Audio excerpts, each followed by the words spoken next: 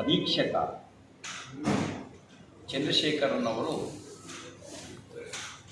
ವಿವರವಾದ 6 ಪುಟಗಳ ಡೆತ್ ನೋಟನ್ನು ಬರೆದಿಟ್ಟು ಶಿವಮೊಗ್ಗದ ವಿನೋಬ ನಗರದಲ್ಲಿ ಆತ್ಮಹತ್ಯೆ ಮಾಡಿಕೊಂಡಿದ್ದಾರೆ.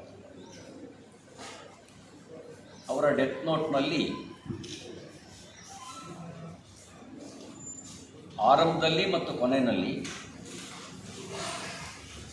ಸಚಿವರು ಮೌಖಿಕ ಸೂಚನೆ ಕೊಟ್ಟಿರೋದು ಸೇರಿದಂತೆ ವ್ಯವಸ್ಥಾಪಕ ನಿರ್ದೇಶಕ ಪದ್ಮನಾಭ್ ಅವರ ಹೆಸರನ್ನ, ಲೆಕ್ಕಾಧಿಕಾರಿ ಪರಶುರಾಮ್ ಅವರ ಬಗ್ಗೆ, ಹಾಗೆಯೇ ಯೂನಿಯನ್ ಬ್ಯಾಂಕ್ ಆಫ್ ಇಂಡಿಯಾದ ಮುಖ್ಯ ವ್ಯವಸ್ಥಾಪಕಿ ಸುಚಿಸ್ಮಿತಾ ಇವರುಗಳು ನನ್ನ ಸಾವಿಗೆ ಕಾರಣ. ನಾನು ಯಾವುದೇ ತಪ್ಪು ಮಾಡಿಲ್ಲ, ಆದರೂ ನನ್ನನ್ನು ಅಪಮಾನಕ್ಕೆ ಈಡು ಮಾಡಿದ್ರು. ಈ ಅಪಮಾನದಿಂದ ಬೇಸತ್ತು ನಾನು ಆತ್ಮಹತ್ಯೆ ಮಾಡ್ಕೊಳ್ತಾ ಇದ್ದೀನಿ ಅನ್ನೋದ್ರ ಜೊತೆಗೆ ಇಲಾಖೆಯಲ್ಲಿ ಆಗಿರ್ತಕ್ಕಂಥ 187 ಕೋಟಿ ರೂಪಾಯಿಗಳ ಅವ್ಯವಹಾರವನ್ನು ಕೂಡ ಎಳೆಯಾಗಿ ಬಿಡಿಸಿಟ್ಟಿದ್ದಾರೆ. ಇದರೊಳಗಡೆ ನನ್ನ ಪಾತ್ರ ಏನೂ ಇಲ್ಲ. ಈ ಅವ್ಯವಹಾರ ನಡೆದಿರ್ತಕ್ಕಂಥದ್ದು ಮಾನ್ಯ ಸಚಿವರ ಮೌಖಿಕ ಸೂಚನೆ ಮತ್ತು ವ್ಯವಸ್ಥಾಪಕ ನಿರ್ದೇಶಕರು, ಲೆಕ್ಕಾಧಿಕಾರಿ ಇವರುಗಳ ಕಾರಣದಿಂದ ಅಂತಕ್ಕಂಥದ್ದನ್ನು ತನ್ನ ಡೆತ್ ನೋಟಲ್ಲಿ ಬರೆದಿದ್ದಾರೆ. ಪರಿಶಿಷ್ಟ ಪಂಗಡಗಳ ಅಭಿವೃದ್ಧಿಗೆ ಬಳಕೆಯಾಗಬೇಕಾದಂಥ ಅದರಲ್ಲಿ ಗಂಗಾ ಕಲ್ಯಾಣ ಬೋರ್ ಕೊರೆಸಲಿಕ್ಕೆ, ಭೂ ಒಡೆತನ ಯೋಜನೆ ಅನ್ವಯ ಭೂಹೀನ ಪರಿಶಿಷ್ಟ ಪಂಗಡದ ಜನರಿಗೆ ಭೂಮಿ ಖರೀದಿಗೆ, ವಾಹನ ಖರೀದಿಗಳಿಗೆ ಬಳಕೆಯಾಗಬೇಕಾದಂಥ ಹಣ ನಕಲಿ ಖಾತೆಗೆ ಟ್ರಾನ್ಸ್ಫರ್ ಹೇಗಾಯಿತು? ಈ ನಕಲಿ ಖಾತೆಗೆ ಟ್ರಾನ್ಸ್ಫರ್ ಆಗೋದು ಹಿನ್ನೆಲೆ ಏನು? ಇದೆಲ್ಲದರ ಸಮಗ್ರ ತನಿಖೆಯ ಅವಶ್ಯಕತೆ ಇದೆ. ಮಾನ್ಯ ಮುಖ್ಯಮಂತ್ರಿಗಳು ವಿರೋಧ ಪಕ್ಷದ ನಾಯಕರಾಗಿದ್ದರು.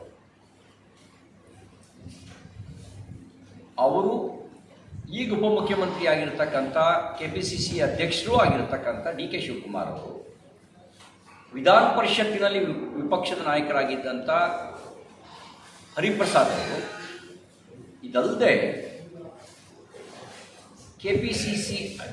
AICCಯ ಪ್ರಧಾನ ಕಾರ್ಯದರ್ಶಿ ರಣದೀಪ್ ಸುರ್ಜೇವಾಲಾ ಇವರೆಲ್ಲರೂ ಜಂಟಿಯಾಗಿ ಒಂದು ಪತ್ರಿಕಾಗೋಷ್ಠಿ ಮಾಡಿ ಸಂತೋಷ್ ಪಾಟೀಲ್ ಆತ್ಮಹತ್ಯೆ ಮಾಡಿಕೊಂಡು, ಗುತ್ತಿಗೆದಾರ ಸಂತೋಷ್ ಪಾಟೀಲ್ ಆತ್ಮಹತ್ಯೆ ಮಾಡಿಕೊಂಡ ಸಂದರ್ಭದಲ್ಲಿ ಅವತ್ತು ಗ್ರಾಮೀಣಾಭಿವೃದ್ಧಿ ಸಚಿವರಾಗಿದ್ದಂಥ ಈಶ್ವರಪ್ಪನವರ ವಜಾಕ್ಕೆ ಒತ್ತಾಯ ಮಾಡುತ್ತಾರೆ. ಮತ್ತು ಅವ್ರು ಹೇಳ್ತಾರೆ, ಈ ರಾಜ್ಯದಲ್ಲಿ ಕಾನೂನಿದ್ದರೆ, ಈ ರಾಜ್ಯದಲ್ಲಿ ಸಂವಿಧಾನದ ಬಗ್ಗೆ ಚೀಫ್ ಸೆಕ್ರೆಟರಿಗಾಗಲಿ, DG ಅವರಿಗಾಗಲಿ, ಮುಖ್ಯಮಂತ್ರಿಗಳಿಗಾಗಲಿ ನಂಬಿಕೆ ಇದ್ದರೆ ಇದು ಆತ್ಮಹತ್ಯೆ ಅಲ್ಲ, ಇದು ಕೊಲೆ. ಅವ್ರು ಹೇಳಿದ ಮಾತು, ಈ ಕ್ಷಣದಲ್ಲಿ ಕೊಲೆ ಮೊಕದ್ದಮೆ ದಾಖಲಿಸಬೇಕು ಮತ್ತು ಭ್ರಷ್ಟಾಚಾರದ ಪ್ರಕರಣದ ಜೊತೆಗೆ ಕೊಲೆ ಮೊಕದ್ದಮೆಯನ್ನು ದಾಖಲಿಸಬೇಕು ಅಂತಕ್ಕಂಥ ಮಾತನ್ನು ಅವ್ರು ಹೇಳಿದ್ರು. ಮಾನ್ಯ ಮುಖ್ಯಮಂತ್ರಿಗಳೇ, ಆತ್ಮಹತ್ಯೆ ಮಾಡಿಕೊಂಡು 24 ಗಂಟೆ ಕಳೀತು. ಯಾರ್ಯಾರ ಮೇಲೆ ಕೊಲೆ ಮೊಕದ್ದಮೆ ದಾಖಲಿಸಿದಿರಿ? ನೀವೇ ಹೇಳಿದ ಪ್ರಕಾರ ಕೊಲೆ ಮೊಕದ್ದಮೆ ದಾಖಲಿಸಿ. ಇದು ಆತ್ಮಹತ್ಯೆ ಅಲ್ಲ, ಇದು ಕೊಲೆ. ನಿಮ್ಮ ದೃಷ್ಟಿಯಲ್ಲಿ ನೀವು ಈ ಕೊಲೆ ಮೊಕದ್ದಮೆ ಯಾಕೆ ದಾಖಲಿಸಿಲ್ಲ? ನೀವೇ ಹೇಳಿದ ಮಾತನ್ನ ಪುನರಾವರ್ತನೆ ಮಾಡ್ತೀನಿ. ಚೀಫ್ ಸೆಕ್ರೆಟರಿ ಏನು ಮಾಡ್ತಾ ಇದ್ದೀರಿ? DG ಅವರೇ ಏನು ಮಾಡ್ತಾ ಇದ್ದೀರಿ?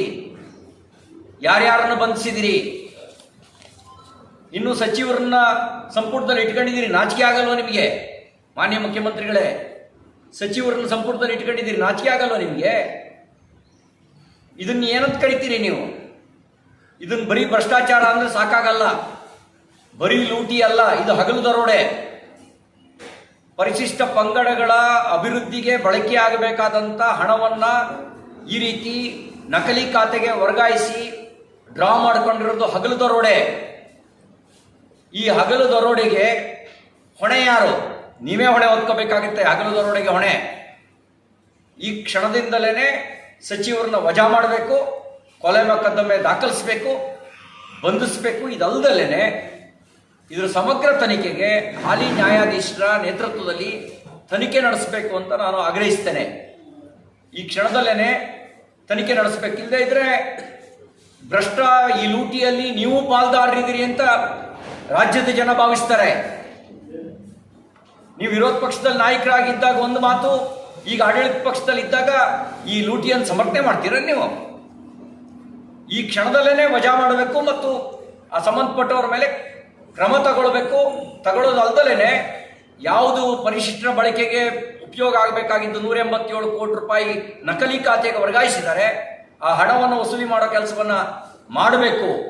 ಇದು ಚಂದ್ರಶೇಖರ್ನ ಸಾವಿಗೆ ಸರ್ಕಾರವೇ ಕಾರಣ, ನಿಮ್ಮ ಸಚಿವರೇ ಕಾರಣ, ನಿಮ್ಮ ಇಲಾಖೆಯ ಅಧಿಕಾರಿಗಳೇ ಕಾರಣ.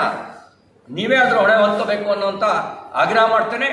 ಈ ತಕ್ಷಣದಲ್ಲಿ ಸಚಿವರಾಗಿರ್ತಕ್ಕಂಥ ನಾಗೇಂದ್ರ ಅವರವ್ರನ್ನ ಕೊಲೆ ಮೊಕದ್ದಮೆ ಅಡಿಯಲ್ಲಿ ಬಂಧಿಸೋದ್ರ ಜೊತೆಗೆ ಅವ್ರನ್ನ ಸಂಪುಟದಿಂದ ವಜಾ ಮಾಡಬೇಕು ಅಂತ ಆಗ್ರಹಿಸ್ತೇನೆ. ಹಾಲಿ ಸುಪ್ರೀಂ ಕೋರ್ಟ್ ಅಥವಾ ಹೈಕೋರ್ಟ್ನ ನ್ಯಾಯಾಧೀಶರ ನೇತೃತ್ವದಲ್ಲಿ ಇದರ ಸಮಗ್ರ ತನಿಖೆ ನಡೆಸಬೇಕು. ಪದ್ಮನಾಭು ಸೇರಿದಂತೆ ಪರಶುರಾಮ್ ಪದ್ಮನಾಭು ಸೇರಿದಂತೆ ಎಲ್ಲ ಅಧಿಕಾರಿಗಳ ಮೇಲೆ ಕೊಲೆ ಮತ್ತು ಲೂಟಿ ಸಂಬಂಧಿಸಿದಂತೆ ಮೊಕದ್ದಮೆ ದಾಖಲಿಸಿ ಕ್ರಮ ಕೈಗೊಳ್ಳಬೇಕು ಅಂತ ನಾನು ಆಗ್ರಹಿಸ್ತೇನೆ. ಹಣ ಸ್ಯಾಂಕ್ಷನ್ ಆಗಿರಲಿಲ್ಲ, ಟೆಂಡರ್ ಆಗಿರಲಿಲ್ಲ, ಆದರೂ ಕೆಲಸ ಮಾಡಿದ್ದೀನಿ ಅಂತ ಹೇಳಿದರು. ಅವರು ಈಶ್ವರಪ್ಪನವ್ರ ಮೇಲೆ ನೇರವಾಗಿ ಆಪಾದನೆ ಮಾಡಿರಲಿಲ್ಲ. ಈಶ್ವರಪ್ಪನವರ ಯಾರೋ ಆಪ್ತ ಸಹಾಯಕ ಹಣ ಕೇಳಿದ್ದ ಅಂತ ಹೇಳಿದರು. ಈಗ ಡೆತ್ ನೋಟ್ನಲ್ಲಿ ಚಂದ್ರಶೇಖರನವರು ಮೌಖಿಕ ಸೂಚನೆ ಸಚಿವರದ್ದು ಅಂತ ಹೇಳಿದ್ದಾರೆ. ವ್ಯವಸ್ಥಾಪಕ ನಿರ್ದೇಶಕರೇ ಇದೆಲ್ಲದಕ್ಕೂ ಮುಖ್ಯ ಕಾರಣ ಅಂತ ಹೇಳಿದ್ದಾರೆ. ಹಾಗಿದ್ದಾಗ ನೀವು ಅವತ್ತು ಸಂತೋಷ್ ಪಾಟೀಲ್ ಮನೆಗೆ ಹೋಗಿದ್ರಿ, ಸಾಂತ್ವನ ಹೇಳಿದ್ರಿ. ಈಗ ಚಂದ್ರಶೇಖರನ ಮನೆಗೆ ಹೋಗಿ ಸಾಂತ್ವನ ಹೇಳಿ. ಅವತ್ತು ನೀವೇನೇನು ಮಾತಾಡಿದ್ರಲ್ಲ ಅದೇ ಮಾತನ್ನು ಪುನರಾವರ್ತನೆ ಮಾಡಿ. ಹೊಸದಾಗಿ ಏನೂ ಹೇಳಬೇಡಿ. ಸಂತೋಷ್ ಪಾಟೀಲ್ ಆತ್ಮಹತ್ಯೆ ಮಾಡ್ಕೊಂಡಾಗ ಏನೇನು ಮಾತಾಡಿದ್ರಿ ಅದೇ ಮಾತನ್ನ ಮಾನ್ಯ ಸಿದ್ದರಾಮಯ್ಯನವರು, ಮಾನ್ಯ DK ಶಿವಕುಮಾರ್ ಅವರು, ಮಾನ್ಯ ಹರಿಪ್ರಸಾದ್ ಅವರು ಪುನರಾವರ್ತನೆ ಮಾಡಬೇಕು ಮತ್ತು ಯಾವ್ಯಾವುದು ಆಗಬೇಕು ಅಂತ ಆಗ್ರಹಿಸಿದ್ರಿ. ಸಂವಿಧಾನ, ಕಾನೂನು ಎಲ್ಲ ವಿಷಯವನ್ನು ಮುಂದಿಟ್ಟು ಅದು ಆಗುವಂತೆ ನೋಡ್ಕೊಳ್ಬೇಕು ಅಂತ ನಾನು ಆಗ್ರಹಿಸ್ತೇನೆ. ಇದೊಂದು ಅಕ್ಷಮ್ಯ ಅಪರಾಧ. ಇದ್ರ ಜೊತೆಗೆ ಕೊಲೆ, ಲೂಟಿ, ಹಣದ ಲೂಟಿಯ ಜೊತೆಗೆ SC/ST ಆ್ಯಕ್ಟ್ನೂ ಅಪ್ಲೈ ಮಾಡಬೇಕು. ಯಾಕೆಂದರೆ ಪರಿಶಿಷ್ಟ ಪಂಗಡದ ಜನರ ಕಲ್ಯಾಣಕ್ಕೆ ಬಳಕೆ ಆಗಬೇಕಾದಂಥ ಹಣ ಇದು. ಅದರಿಂದಾಗಿ SC/ST ಆ್ಯಕ್ಟ್ನೂ ಅಪ್ಲೈ ಮಾಡಬೇಕು ಅಂತ ನಾನು ಆಗ್ರಹಿಸ್ತೇನೆ. 2 ಕ್ಷೇತ್ರಗಳಲ್ಲಿ BJP ಬೆಂಬಲದೊಂದಿಗೆ ಜನತಾದಳ ಸ್ಪರ್ಧೆ ಮಾಡಿದೆ. 3 ಶಿಕ್ಷಕರ ಕ್ಷೇತ್ರ, 3 ಪದವೀಧರ ಕ್ಷೇತ್ರ.